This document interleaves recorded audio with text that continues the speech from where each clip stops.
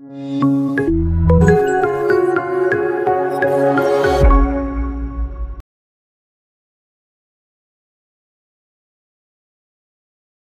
हामीले के गर्दैछौँ भनेर लगभग 5 मिनटको जति भिडियो बनाउन सकिन्छ? 5 मिनट होइन 2 मिनटै भन्नु पुऱ्याइन्छ। 2 मिनटै भन्नु पुऱ्याइन्छ। 2 मिनटमा त्यो डायोड यसरी जोड्ने उसरी जोड्ने भन्दा 2 मिनट सकिन्छ त्यसै। आज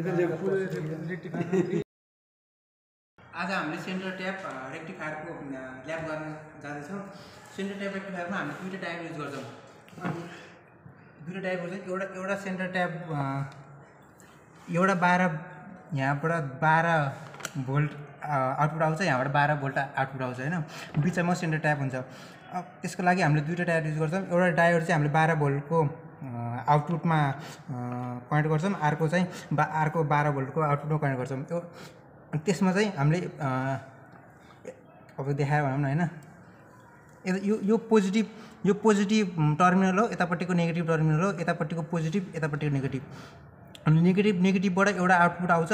अनि हामीले यो सेन्टर ट्यापको यो एउटा यो हरियो तार देखाऊँ, त्यसबाट एउटा आउटपुट आउँछ।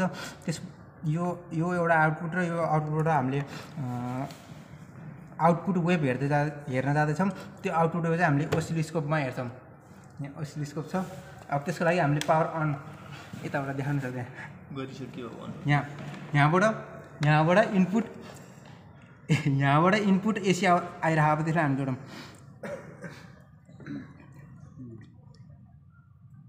एसी जोड्दा अलि होसियार हो है। यहाँबाट एसी इनपुट गयो, त्यहाँ जाने बित्तिकै यहाँ देखियो च्यानल 1 चाहिँ कता गयो? च्यानल 1 च्यानल 1 चाहिँ आउटपुट वेभको हो, यो येल्लो कलरको। अनि त्यसपछि यो निलो कलरको चाहिँ इनपुटको वेभ हो। च्यानल 2 को। अनि यसमा चाहिँ के भन्ने, अब यो वेभ अब यसमा देखाउनु है। अब यसबाट जब पोजिटिभ साइकल आउँछ, यो डायोड चाहिँ फरवर्ड बायस हुन्छ, किनकि यहाँ पोजिटिभ छ, यहाँ नेगेटिभ छ। पोजिटिभमा नेगेटिभमा जोड्यो भने चाहिँ हाम्रो फरवर्ड बायस हुन्छ। त्यहाँबाट आउटपुट आउँछ यहाँ। अनि यतापट्टिबाट फेरि यताबाट पोजिटिभ भएको बेलामा यताबाट नेगेटिभ हुन्छ। अनि यो डायोड चाहिँ हाम्रो रिभर्स बायस हुन्छ। यो रिभर्स बायस भएपछि यहाँबाट हाम्रो आउटपुट आउँदैन। यहाँबाट हाम्रो आउटपुट अब 12 भोल्टको मात्रै आउटपुट आउनु भयो पोजिटिभ साइकलमा। अब नेगेटिभ साइकलमा चाहिँ यो यतापट्टिबाट नेगेटिभ आउँछ, यताबाट पोजिटिभ आउँछ।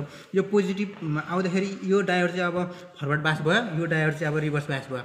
यो डायोडबाट करेन्ट यहाँ आउटपुटमा आउँदैन, यो डायोडबाट चाहिँ यहाँ आउटपुटमा आउँछ। भनेपछि अब हाम्रो एकचोटिमा चाहिँ 12 भोल्टको मात्रै आउटपुट आउनु भयो सिग्नल। अनि त्यही हामीले यहाँ देख्न सक्छौँ। यहाँनिर चाहिँ एकचोटिमा 12 भोल्ट आयो, अनि फेरि अनि त्यो नेगेटिभ साइकल नआइकन फेरि अर्को डायोडबाट फेरि अर्को पोजिटिभ साइकल आयो। यस्तै गरेर हामीले अब नेगेटिभको वेभ निकाल्न पनि सक्छौँ। नेगेटिभको वेभ निकाल्नको लागि हामीले डायोड जस्तो जोड्यौँ त्यसको ठ्याक्कै अपोजिटमा जोड्ने। यहाँ पोजिटिभ छ भने यतापट्टि नेगेटिभ जोड्ने, अनि यहाँ पनि यता पोजिटिभ छ भने यता नेगेटिभ जोड्ने। जोड